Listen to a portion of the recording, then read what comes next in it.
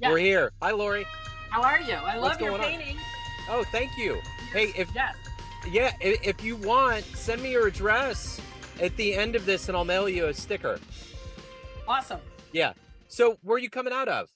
Chicago. Okay, I love Chicago. Yeah. It's one of Yeah. my And you're in favorite towns. Kansas City. Yes. Yes, we are. Um, so, before we get into your life as a coach and how you got here and what your mission is and what drives you, I want to know the last 3 years with COVID was quite trying on all of us. How did you get through it and how has it changed you now that we've come out of it? I know that it was trying for many, many people. We actually lost my father-in-law during COVID, but for me, it was a respite. Right. I liked the slowing down of everything. I liked the more insular lifestyle. And so from out of that, I think that I got a sense of what that would be like. And I wanted more of it. So I do my very best to continue to bring sort of the COVID um, good spirit, healthy spirit into my everyday now. And I hear that a lot. I hear a lot of people that say that, and I think that's the idea of it is that there was a level of everything that had a chance to breathe. Like the Venice Canal cleared up, smog went So out of, much. yeah, smog went out of big cities. It was like Mother Nature finally had a minute to say, man, you guys are always running around going crazy, and we're going to take a step back. And I think humans either decided to step into that dance and do it or whatever they were going to do. So Yeah. Yeah. it, And because I spend a lot of time working with companies, helping them build their technology teams as a recruiter during that time as well. I was sort of winding down my recruiting and building up my career coaching for women in tech at that point. And of course, it shifted how we work. yeah. And there were some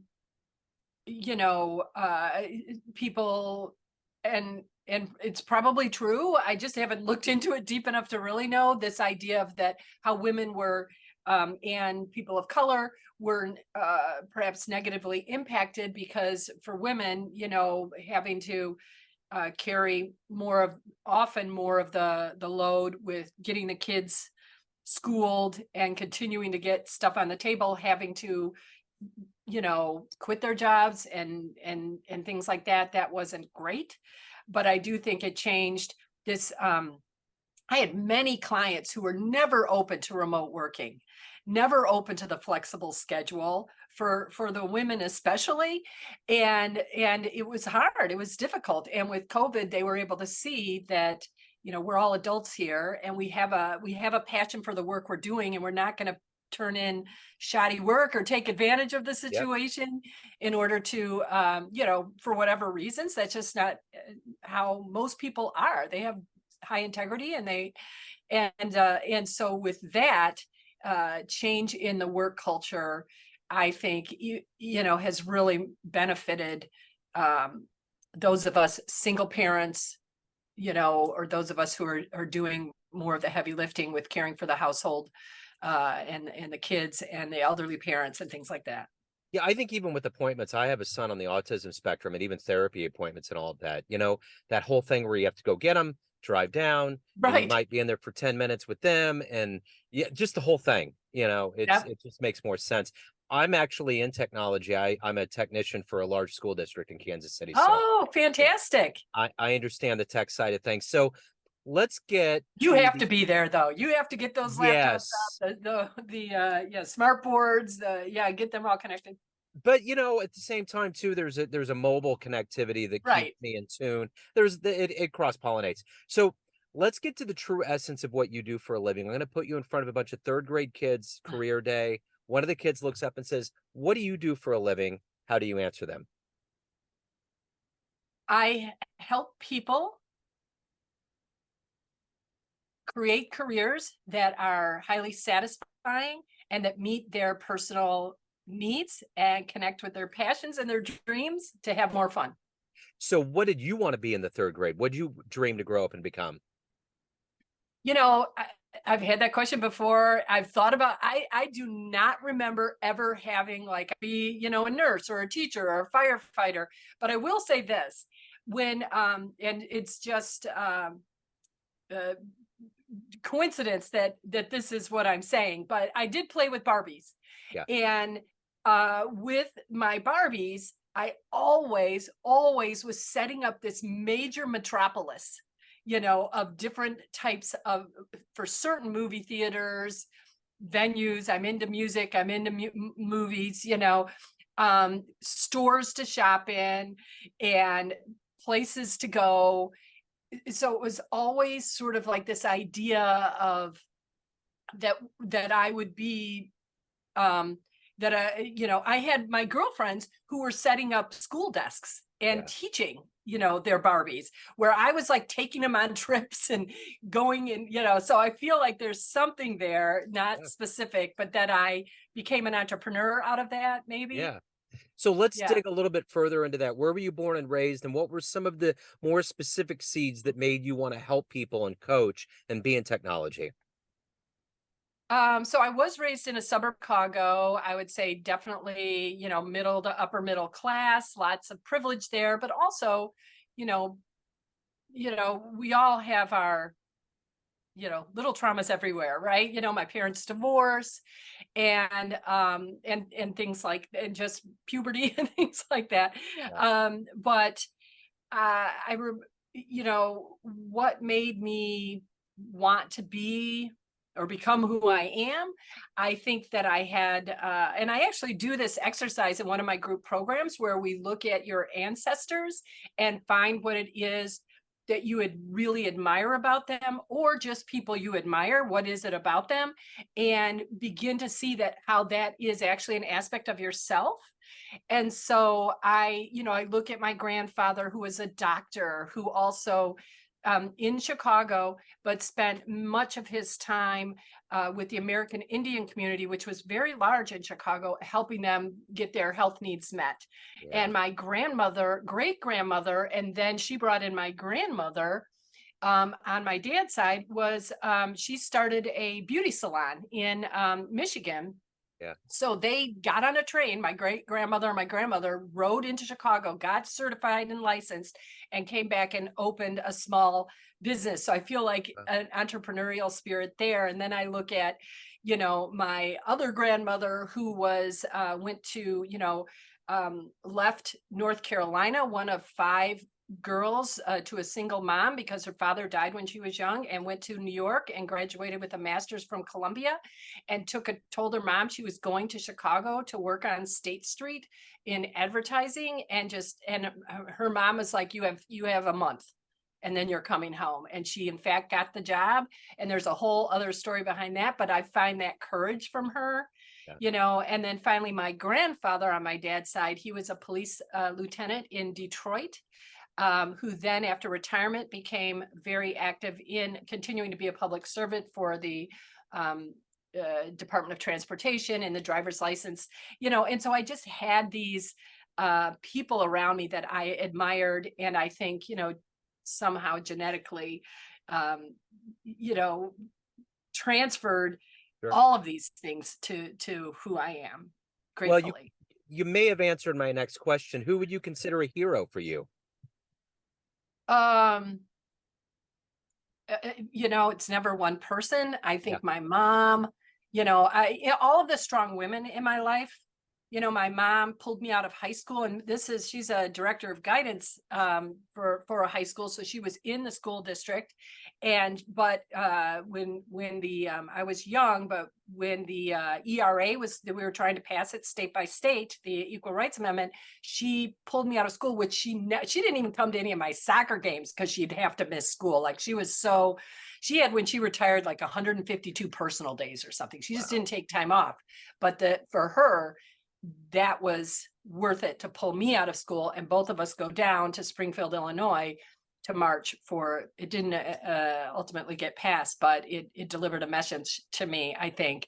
And then again, and then my grandparents, my grandfathers, my dad has been the free spirit in my life. He's the one who was also an educator who decided to quit and work for a small like conservatory growing plants, and then he quit that and he drove to New Mexico and became a park and forest ranger for an Indian ruins. Yeah. And eventually, when they asked him if he would come back into this small impoverished community to teach, because they had no high school teachers really, and then he did end up retiring as a teacher, but just following his sort of impulses, and that for me has always been. So I admire all of my all of my ancestors, as well as, anyone in the world that I think is doing courageous things. I'm like all in. I'm like, Sure. oh my gosh, how did you do that? And how did you choose to, against all odds, or if they've been uh, put in situations where they've transformed that into light. When you think about Nelson Mandela, or I'm a big fan of Corrie Ten Boom. I would say that's one of my heroes, Yeah. and what she did with her circumstances, and then who she became, and I actually blogged about this.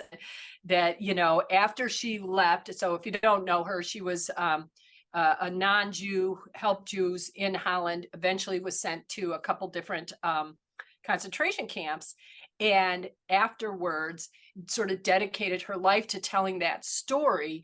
And she would literally not know where to go next, and she'd sit on her suitcase and wait at a train station and be led to where she was most needed. And I'm always like, wow, the trust in that, so Yeah. I aspire to being more centered, more calm, and allowing myself to be led in how I serve in the work that I do. I do consider my work a form of service. I consider Sure. everyone's work a form of service that not only serves me, my family, but then serves the world as a whole in some small, little Yeah. raindrop up away. Sure, absolutely. So that's a natural segue into my next question. If you can meet anybody alive on the planet right now and spend some time with them, who would it be?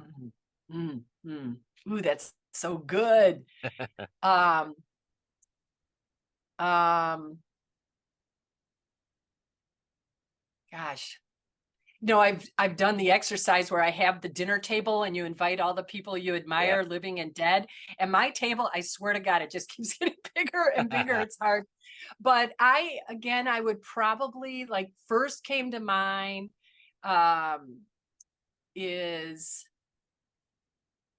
was Oprah, Yeah. because I, really admire what she's doing. But then there's also like the Prime Minister of New Zealand, Hmm. uh, Amal Clooney, Yeah. so lots of strong women, but then also, you know, um, just anyone that's using love and their hearts to create uh, uh, good in the world. I want to meet them. I want to learn Yeah. from them. Sure. And I love entrepreneurs of all kinds. Like, I love, see, like how you built this. I listen, and I just think that's fascinating. Yeah. Well, and those entrepreneurs have a very high level of motivation. What is that for you? What gets you out of bed? What gets you motivated to accomplish the work that you want to get done to help people? Well, I always say, in fact, I have a necklace over here that my daughter gave me, and it's, if it feels like fun, I'm doing it. There you go. So and that could be, I'm a recovered addict. And so, that was a different kind of, sort of negative excitement, but now I'm more attracted to the positive excitement, having fun, but also, again, very much, um, consider myself sort of a platform for miracles. So allowing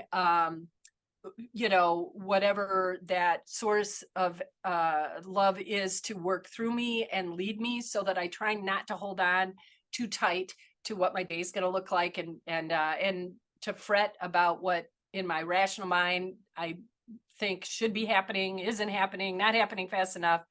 And it's constant sort of like, oh, don't forget, Yeah. all is well, and Yeah. it's happening exactly in the right time with exactly the right resources. But that's what gets me up, is what's going to happen. Like, even this, when you reached out for me to be on this. And I'm like, why? Yeah. Why? Like, when I was going through and looking at all the jazz stuff, and I said, how did this happen?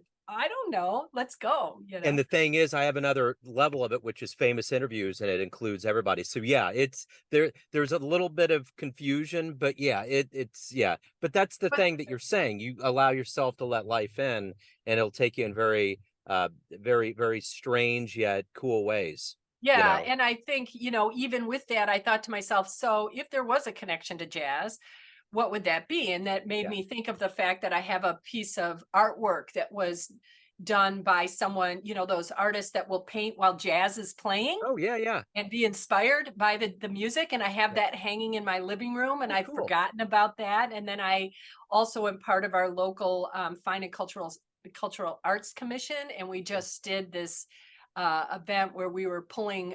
It's Andy Warhol is being celebrated in my area right now, and it just ended, but all summer. And we did an event where we were looking at his jazz album art covers, Cool. Very which is cool. pretty amazing. And so I thought, oh, and then of course I had to listen to the Dwight Gooden, because you were talking about base. My husband's an avid baseball card collector. He's a Yeah. sports writer actually here in Oh Chicago. wow. And Yeah. huh? That's awesome. Yeah, Yeah, yeah. that's And great. so yeah, and so That I saw that connection too. And I said, oh, he's from Kansas City. He goes, oh, Negro Baseball League. yeah, And I'm like, oh, okay. He's yeah, like Satchel Paige, yeah. Oscar something or other, Josh Gibson. I know, Uh-huh. I'm like, oh yeah, there's that too. There's that. Absolutely. Yeah. It's amazing how everything can be interconnected for sure. Yeah. And you can see the common in what, like at original first glance, I was like, I am not a jazz musician by any way, shape, or form. Yeah. Yeah. But then digging a little deeper and just saying, so how could we be alike, more Yeah. alike than different? Absolutely. So let me ask you this. What's been your best client success story? One that always puts a smile on your face? I think that anytime one of my clients just sends me a short thank you, that brings a smile to my face. I just had one that said, thank you for, what did she say? I actually keep, it's so funny. I keep all of my testimonials open on a Word doc. And Oh, cool. whenever I'm sort of feeling like, I'll read them. Yeah. Just because, and this one is thank you for all your incredible life-changing help. Simple as that. Yeah. I did just this week. I had one of my coaching clients reach out and say, hey, we got the offer, negotiated, super, super excited about it, ready to accept. And I said, well, let's just take a step back, take a breath for a minute, and just scan and make sure that you have all your questions answered. Make sure, I'm sort of your counterintuitive intuitive coach, right? Yeah. um, and so and recruiter as well. So Yeah. and so she did that. She goes, the only thing that's sort of weighing on me is that because she had been laid off, she had incurred some debt. And she said, and I keep thinking it's going to be months before I can get this paid off, even as I get a paycheck in. And I said, well, what about asking for a sign on bonus? Yeah. And so she reached out and she said, and I'm like, it cannot hurt to ask. It can never hurt to ask. So we positioned how her ask was going to be, not in any way turning down what she had already accepted. And the manager said, give me 5 minutes. And he came back and gave her 10 grand. And I'm like, oh, 10 grand in 5 minutes. There you go. That's a success story. Yeah. Absolutely it is. So what are you the proudest of everything you've accomplished in your life up to this point? What are you the proudest of? Um, well, I always am ever grateful for being sober, clean and sober. That was, 10, 12 years of, a lot of downs and a lot of prayers and a lot of, self beat up. And when, the miracle occurred, and I always say it is a miracle because all the chops of the axe finally led to to that. And I do not think I did it. I accomplished it. It was just part of my journey. Yeah. So I think that that's always something I'm proud of. I'm proud of my 31-year marriage to my husband. I'm proud of my kids, proud of my business. And I think from a personal sort of uh you know way in which I have changed is this. I've added more patience and I've let go of control. And I would say that I was, even as an early entrepreneur, building a team of 12 people. I really tried to, like I was always anticipating what could happen, and trying to protect against it, and always explaining, over explaining. And it was very, I can, even as I say it, my body tenses up. It was very stressful, but I knew no better, right? Mhm. And so over time, I've learned to really trust in my team, trust in myself, trust in this larger guidance that's moving through me, and that I'm really, really proud of. Yeah. So if you were to have a dream tonight and run into a 20-year-old version of yourself, and you could give that version a piece of advice based on the wisdom you've gained in your life up to this point, what would you tell that young version of you? Just trust the process. Don't worry. It's all good. Yeah. So everyone out there has a perception of you. You're in different lights with different people, family, friends, clients, colleagues, but you ultimately are in control of all of it. What's your perception of you? Who do you think you are? Oh, and I honestly think that everyone would say the same. Like, I am not different. I'm not different with my clients. I was just writing, someone just reached out to me to ask me to help him on a search, and he's in Paris, and I'm like, PS, eat the butter. Like, that's just who I am. And so I think that they would say I'm genuine.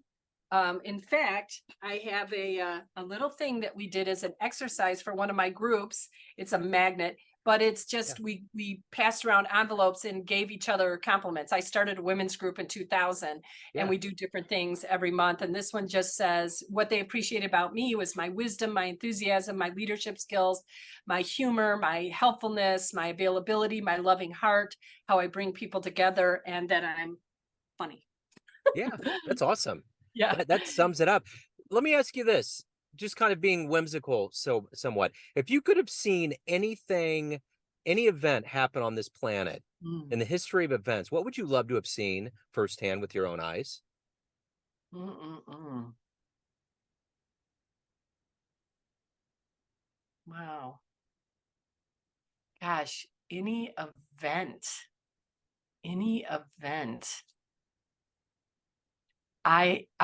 Well, I'm gonna go with Queen at Wembley Stadium.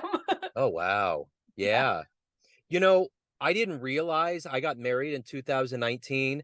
The day that we got married is the same day of that concert, July 13th. I had no Wow. idea. Yeah. No, So it's pretty yeah, cool. yes. It's a nice memory maker. Yeah, that was pretty amazing. That would be a wonderful place to be at. Yes, yeah, And it there's was lots of concerts I wish I would have seen from, yeah. you know. So what was the first concert that you ever saw in your life that blew you away? The very first concert I went to, my dad, and my dad had called in to try and win tickets from the local public broadcasting station here in Chicago, WTTW, Channel 11, and he got tired of being on hold, and he said, "Look, stay on hold, and if we win the tickets, I'll take you." So I just sat on hold. Then you didn't have cell phones, right? I'm just Yeah, sitting in the kitchen. right. He's out puttering around in the backyard, and they come on and we win the tickets, and it's Soundstage was the name of the and they had lots of different things, but we saw Muddy Waters and Junior Wells and Dr. Hook, and it was That's amazing great. experience. And then I moved into rock and roll. Then Yeah, I'm yeah. seeing, like, Rush lots of times, and Yeah. Tragically Hip, and I like all kinds of, you know all kind, I don't know, REO Speedwagon, Fleetwood Mac, all the things of the day, Yeah. yeah. Well, I also have a jazz radio show, so I used to live in the city years ago, downtown Kansas City, and I listened to a jazz station, and I used to win tickets to it's the Folly Theater. It's an old theater downtown, and I used to see all kinds of people, and I love Yeah, that. Just, yeah. take a chance, call in. I love doing stuff like that. So, but so Lori, if anyone wants to hire you, learn more about you, anything about your world, where do they go? I love connecting on LinkedIn. So, Laurie Swanson, career coach on LinkedIn. And then through my website, inspiretech.com. I can spell it if you want, or are you going to put it in the show I notes? can put it in there, and we got in with your background, I think we should probably be in pretty good shape. Yeah. Yeah, yeah, that's right. They can grab the QR code if you're using that. And And then they can always email me, Laurie at inspiretech.com. Yeah, excellent. Laurie, this has been great. Thank you so much for giving me your story and taking time out. Send my Loved it. love to Chicago. Yeah, and I will email you my address for that cool sticker. Absolutely. I can't All right. wait. Thanks, Jeff. Thank you. Bye-bye. Take care. See you later.